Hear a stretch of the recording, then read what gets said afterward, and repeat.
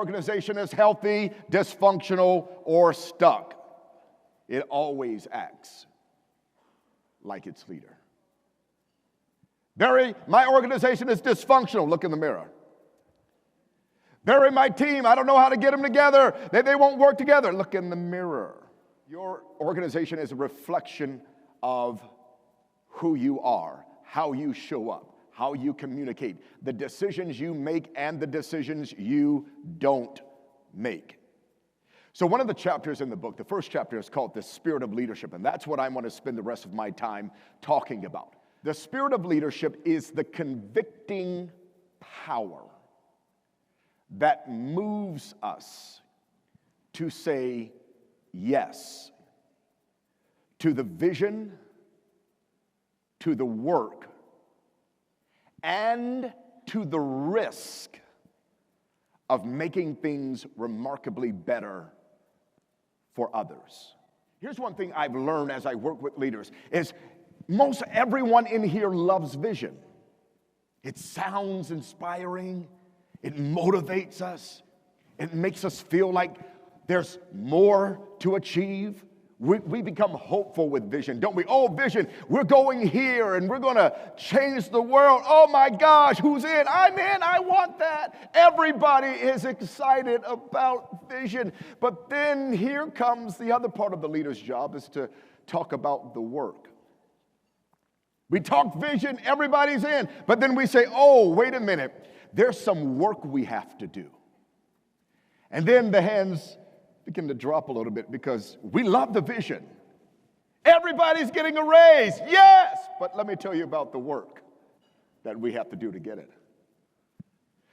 We're going to expand and be all over the city, all over the county. We're moving to another state, and we're going to pay for everybody. Great, yay, but there's some work we have to do. Now, fewer people will get through the work, but here's the challenge. We don't talk about the risk enough.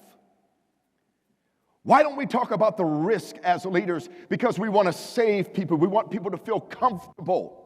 But the real change that needs to happen, that has happened, and that will continue to happen, only happens when we have leaders and people and influencers and change makers just like you in this room, who not only speak to the vision, who not only speak about the work, but who rise up boldly and talk about the risk of making things remarkably better for others.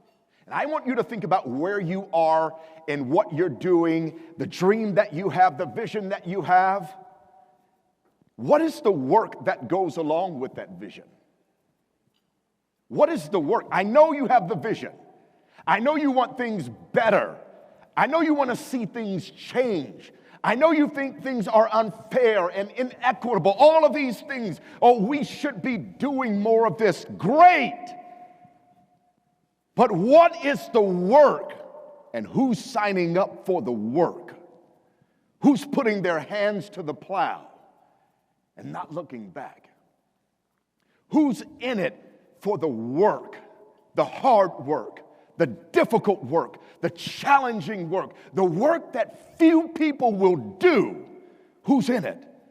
Great, I appreciate that. Now, who's willing to take the risk while doing the work? This is the challenge. A lot of change does not happen because few people are willing to handle and take on the risk of the work that makes people remarkably better, that leaves generational change. What about Martin Luther King? Can you imagine being in the living room? We're just sitting, chatting it up with Martin and Coretta and the kids and having fun, and then in comes Rosa Parks. Just imagine with me. I'm just making up history.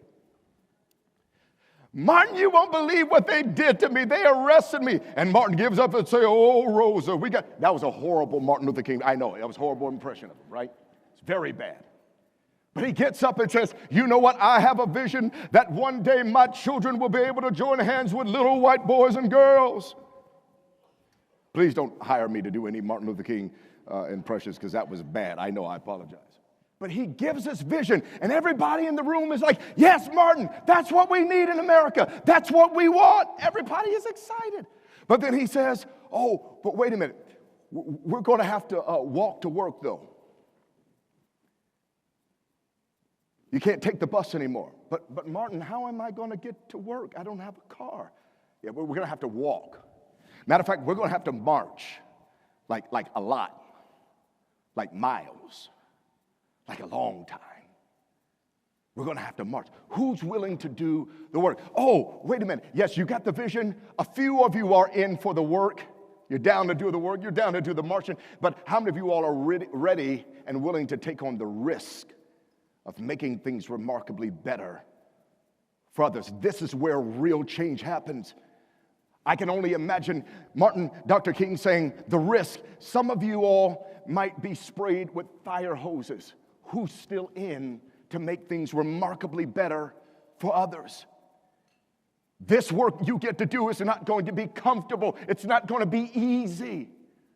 Vision, yes. Work, yes. Risk, yes, also.